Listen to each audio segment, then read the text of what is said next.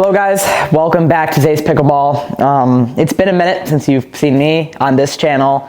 I've been really just getting locked in, and I've been commonly on my other channel, Zay's Cinematic Pickleball. So I've been over there grinding, working really hard, and just trying to get the best content that I can physically get for you guys over on that channel. So if you're wondering where I ever am, Zay's Cinematic is the place where I am, but I still upload here and there on this channel, and I try to keep this channel alive because it's the OG. I've been, I started my pickleball journey on this channel. So today we're gonna be doing some instructional content on the third shot drive variation. So kind of for this is just different variations and different patterns and different speeds that you can do for your third shot drive. So let's get into it. Let's start today's video.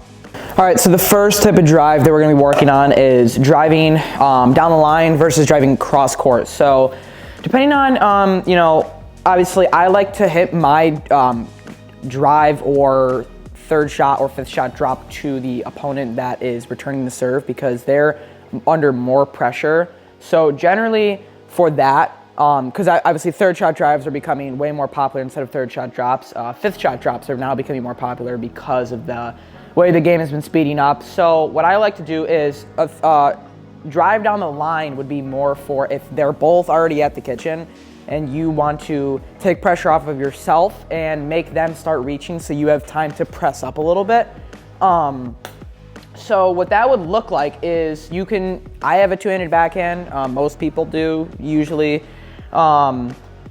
So what that would look like is just staying low through the shot and keeping your knees bent and not being wristy. You want to, I'm left-handed, so my right hand is on the top of the paddle. For you guys, it would be your left hand's on the top of the paddle, your right hand is on the bottom, and you actually want your non-dominant hand to be always guiding. So the way you would practice this is honestly just take a few shots just using your non-dominant hand to get the backhand feel out of the paddle.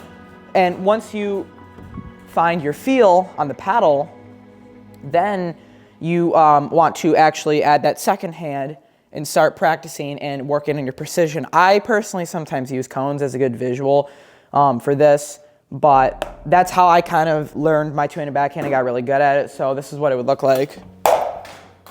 That one hit the net tape. I'll do one more. Like that. So that was it was here on the baseline. So very close, pinpoint accurate. That's what the drive down the line would look like. Versus, now the second one would be driving cross court, so I'm on the right side of the court. You would be driving to the left side. So cross court. So it would look like from there. Same two-handed backhand, I put that one short. You can put it deep. Like this is one of the ones where you can actually really kind of play around with placement and stuff because you can go many different areas with this one. So I went short cross court there. Now I'm gonna go deep to the very back left side corner. Right there. That just tapped the baseline. I'll do one more. And the back swing, all compact. Make sure it's all compact. Right there, perfect. So that would be the drive to cross court. And then the last thing we'll work on is variations. Instead of two-handed backhand, we can do forehand, and we can also do backhand single hand. So for the forehand, drive down the line, same thing, but for your forehand, for right-handed people, you want to set up, it's kind of hard to teach it because I'm lefty, but you want to set up, plant your feet, and just drive through like that. So for the left hand, it would just be the same thing, using your legs and turning your core and ripping through the shot. So I'll do one of those. I'll slow-mo this one so you guys can see it easier in slow motion. Like that. That was actually a very good shot. So you can learn and copy exactly that to recreate that exact shot. So now for cross court forehand, you want to stand, actually you don't want to be necessarily pointed actually towards cross court because then you're actually going to be hitting like there, so that's not going to set you up well.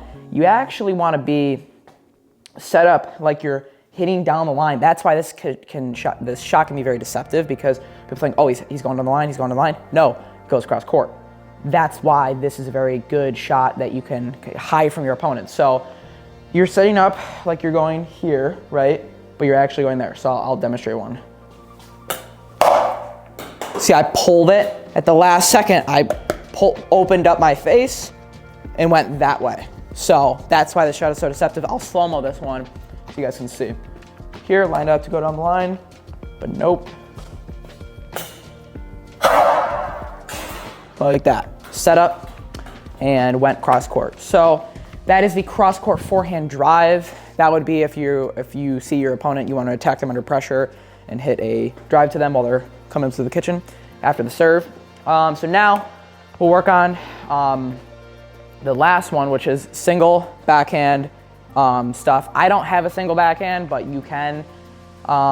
Generally, what I would say, we'll kind of work on drops now. So this one is the third shot drop.